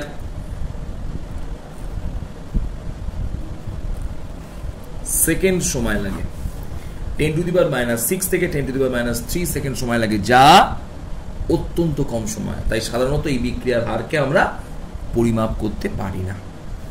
বোঝা গেল? বুঝিয়ে দিলাম, আয়নীয় কম্পাউন্ডের সব বুঝে গেলাম। একটা কথা আজকে বলে রাখি, এই কোনো যৌগের মধ্যে, আবার বলি, কখনোই 100% আয়নিক ক্যারেক্টার বা কখনোই 100% কোভ্যালেন্ট ক্যারেক্টার থাকে না, এটা আমরা প্রথমেই বলেছিলাম। তো আয়নীয় যৌগের মধ্যে, এই কোনো যৌগের মধ্যে কতটা আয়নিক ক্যারেক্টার, কতটা কোভ্যালেন্ট ক্যারেক্টার, আয়নিক ক্যারেক্টার বেশি না কোভ্যালেন্ট ক্যারেক্টার বেশি, সেটা নির্ণয়ের জন্য পরবর্তীকালে আমরা ফাজান্স রুল ব্যাখ্যা করব। তো ফাজান্স রুল আমরা একটু পরে করব, সমযোজী যৌগ স্টার্ট করার পর ফাজান্স রুল আলোচনা করব। তো একটা বোধহয় প্রশ্ন দেওয়া ছিল, তোরা প্রশ্নটা অ্যান্সার আমাকে করে পাঠাসনি। আচ্ছা, আমরা পরের ভিডিওয়ে পাঠাবো, এই ভিডিওতেও পাঠাবো না। আচ্ছা, বলে দিই অ্যান্সারটা খুব ভালো বুদ্ধিদীপ্ত প্রশ্ন ছিল, যে বল F = 1/ε0 ধরলাম, Q1 Q2/r², বা আমরা ধরতে পারি F ভ্যারিজাস Q1 Q2/r²। যদি বল বিকর্ষণ বল, তাহলে বিকর্ষণ বল 1/r² হলে ল্যাটিস এনার্জি, আবার লিখছি ল্যাটিস এনার্জি এক প্রকার বিকর্ষণ বলেরই প্রকাশ। তাহলে এখানে ইয়া Q1 Q2 এর সমানুপাতিক এবং আর এর সাথে ব্যস্তানুপাতিক। কেন ক্লিয়ার করে নিই, আমরা জানি এনার্জিও যা ওয়ার্কও তাই। ভালো করে বুঝে নে, বুঝলেই বুঝতে পারবি। এনার্জিও যা ওয়ার্কও তাই, তাহলে কার্যও তাই। এনার্জিও যা কার্যও তাই। কিছু অসুবিধা নেই। তো আমরা কি জানি, কার্য সমান বল ইন্টু সরণ। তাহলে যদি আমি ল্যাটিস এই বলের সাথে যদি এস মানে ডিস্ট্যান্স, দূরত্ব আর কে গুণ করে দিই, তাহলে কি পাবো একবার দেখে নি, Q1 Q2/r² ইন্টু আর। না, বুঝতে পারলাম না, এটা বল, তার সঙ্গে এটাকে আবার গুণ করলাম, এটা এস ডিস্ট্যান্স, যদি গুণ করি তাহলে কি পাবো, ওয়ার্ক, বা এটাই ল্যাটিস এনার্জি। তাহলে ল্যাটিস এনার্জি কি হবে, ল্যাটিস এনার্জি সর্বদা কি হবে, সমানুপাতিক কি, সর্বদা Q1 Q2/r। নিশ্চয়ই বুঝতে পেরেছিস কেন বাই আর হয়েছে। তাহলে দূরত্বের বর্গের সাথে ব্যস্তানুপাতিক নয়, ল্যাটিস এনার্জি দূরত্বের সাথে ব্যস্তানুপাতিক। বুঝতে পারা গেল? কারণটা বুঝিয়ে দিলাম। আমরা এরপরে একদম ডাইরেক্ট চলে যাব সমযোজী যৌগে চলে যাব। তো তার আগে একটা ছোট্ট আর একটা প্রশ্ন দিয়ে রাখি, আর একটা সেম প্রশ্ন দিয়ে রাখি। তো ল্যাটিস এনার্জি সোডিয়াম ফ্লোরাইড এবং ম্যাগনেসিয়াম ক্লোরাইডের মধ্যে কি পার্থক্য পাওয়া যাবে, দ্য ফার্স্ট পয়েন্টস। এবং একটা কথা আবার বলে রাখি, ল্যাটিস এনার্জি যত বাড়বে আয়নিক কম্পাউন্ডের আয়নিক ক্যারেক্টারও তত কিন্তু বাড়বে। ঠিক আছে। আর একটা ছোট্ট প্রশ্ন 2 নম্বর, এর পরের ভিডিওতে আলোচনা করব। ক্যালসিয়াম ফ্লোরাইড, এটা ব্যাখ্যা করবি। জলে অদ্রাব্য, কিন্তু ক্যালসিয়াম ক্লোরাইড জলে দ্রাব্য কেন? বোঝা গেল? ঠিক আছে।